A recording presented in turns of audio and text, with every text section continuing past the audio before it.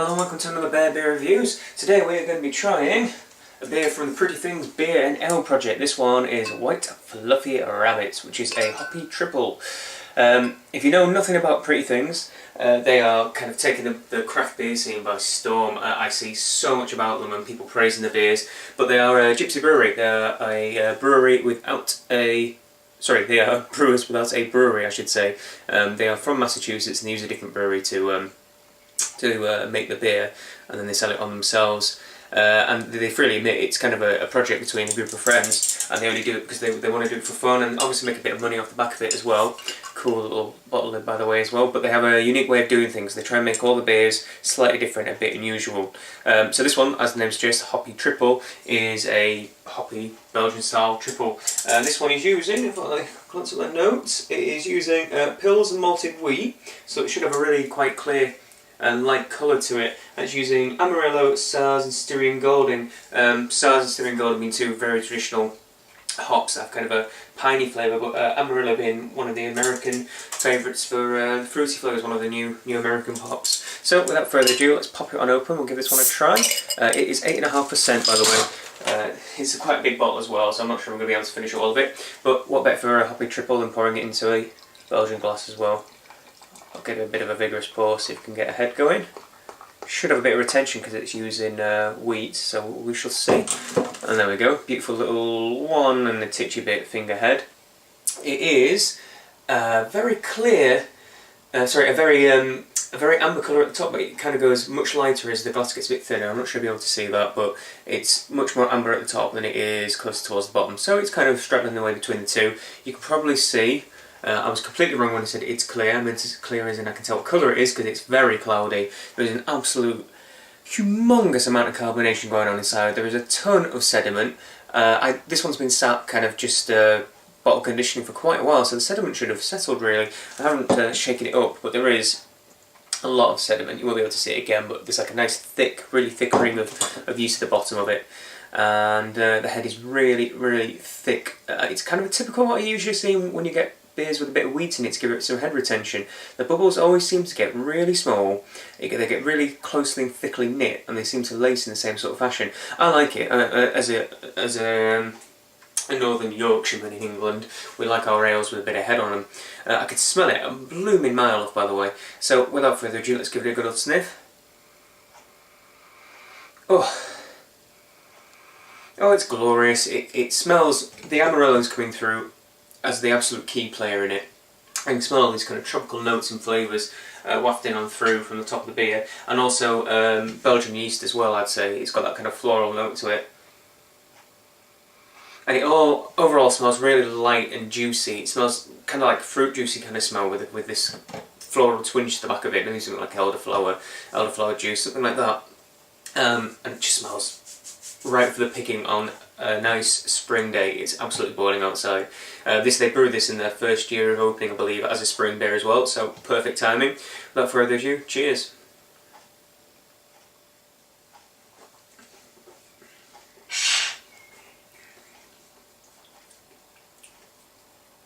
Oh, yeah, that's a really nice and smooth flavoured beer. Nothing is brash or harsh in it at all. Everything seems to blend really nice in the mouth. It's got such a nice mouthfeel as well. It's got a smooth and silky and like, it's got a really nice mouthfeel. Now I've heard people say that they call it White Fluffy Rabbits because it has this fluffy mouthfeel almost, and I can see what people mean. It's got this, the carbonation is so smooth and consistent. It feels kind of like candy floss in the mouth, like I don't want to say cotton wool because that's kind of, you know, a little bit. It's like candy floss. It just melts and oozes through the teeth.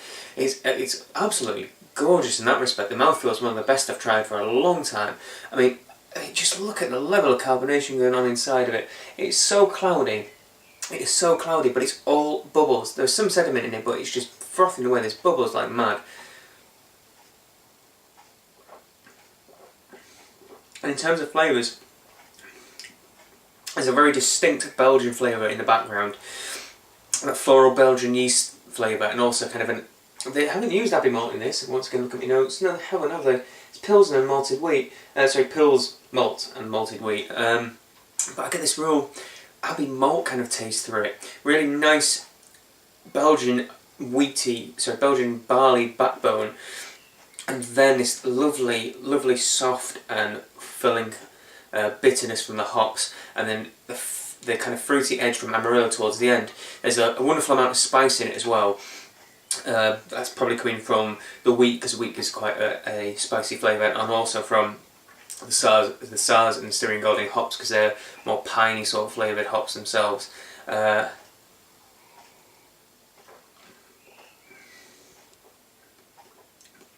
But overall, what's absolutely killer about this beer, what is an absolute kicker, is that mouthfeel. It's so silky and smooth.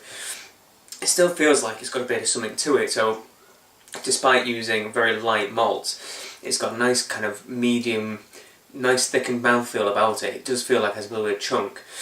But that carbonation and the feel as it goes across your tongue is just glorious. It's so smooth and delightful. It's really blooming good beer.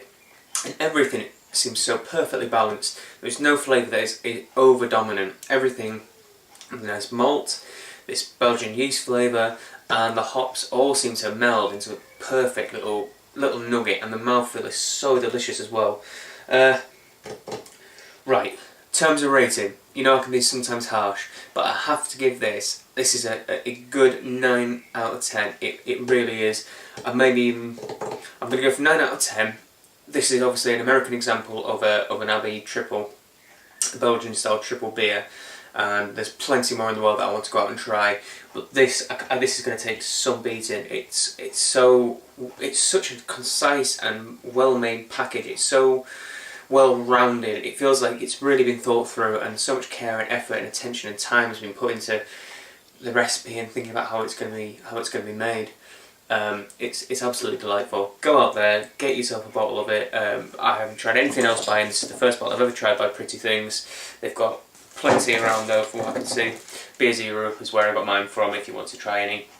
And the artwork is absolutely fantastic as well. I love the artwork. It's just nice, little cartoony graphics on it. But yeah, go out and give them a try. So, like, favourite, comment, subscribe on the video. Tell me what you think if you've tried Pretty Things before. It is damn impressive in my eyes. And I shall see you all again on next Baby Reviews. Cheers.